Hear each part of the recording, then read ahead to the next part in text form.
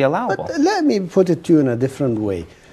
First of all, we don't encourage our children to go into media. We want all our kids to be engineers and doctors. Right. So our kids are not involved into the media, is not involved into history and all these things, and yet we want somebody else who's involved to spend his own money to say nice things about us. Yes, and I agree with that. The problem is that a lot of this thought comes from, it's an immigrant mentality. Muslims are still the immigrants that have come here. It's going to take a bit of time, but it'll also take a lot of leadership, and it'll take education.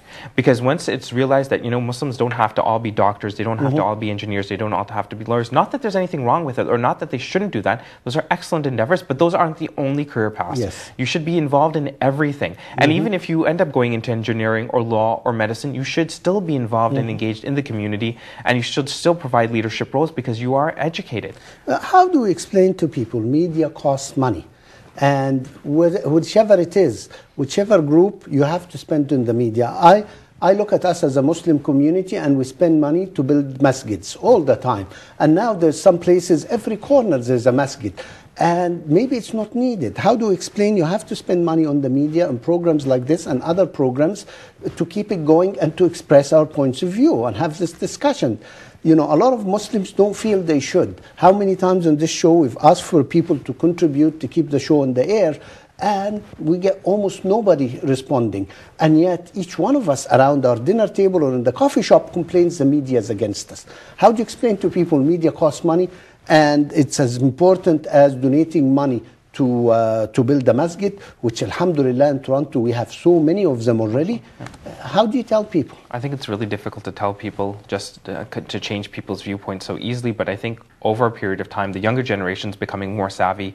They realize the importance of media, they realize the importance of the internet, and they're seeing that if we don't deal with these issues, then they are going to have a considerable difference. You can see this specifically if you look at Stephen Harper's policies, especially towards Muslims. For example, he cut funding to the Canadian Arab Federation, and funding was cut for them. Yet if there was a strong media presence, especially if it had vocal Muslims saying, this is incorrect, this is wrong, then this wouldn't have been an issue.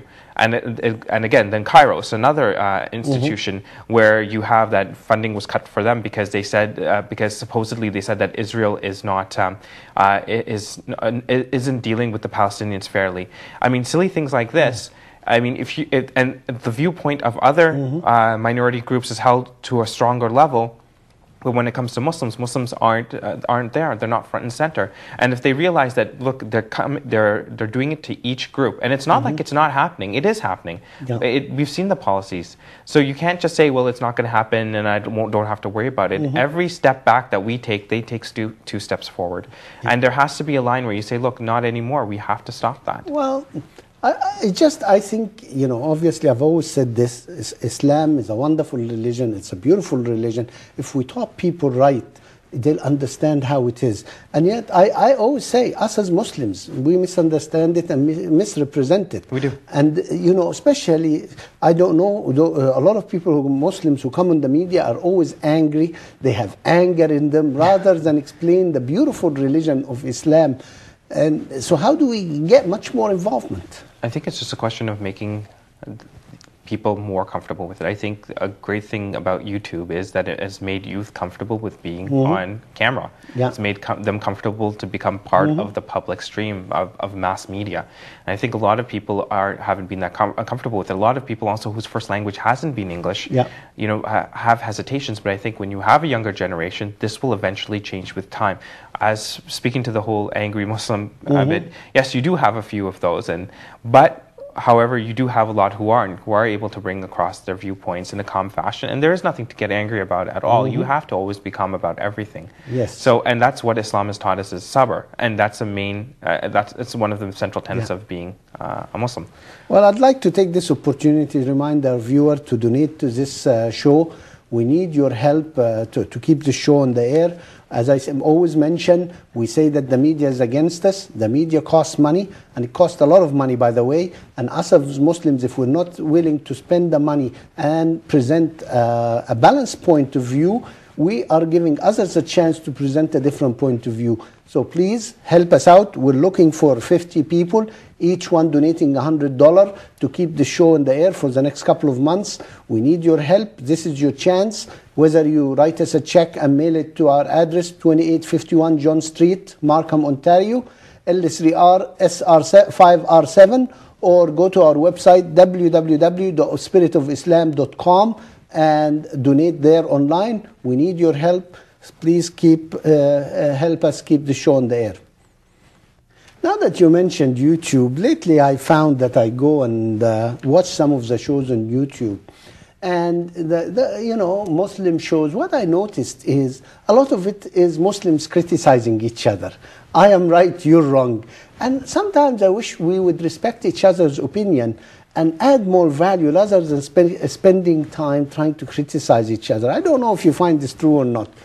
Well, I think that's endemic in the Muslim community. Everyone has different opinions. Unfortunately, there is a viewpoint that Islam is monolithic and that only one viewpoint or one set of opinions is the right set of opinions. Mm-hmm.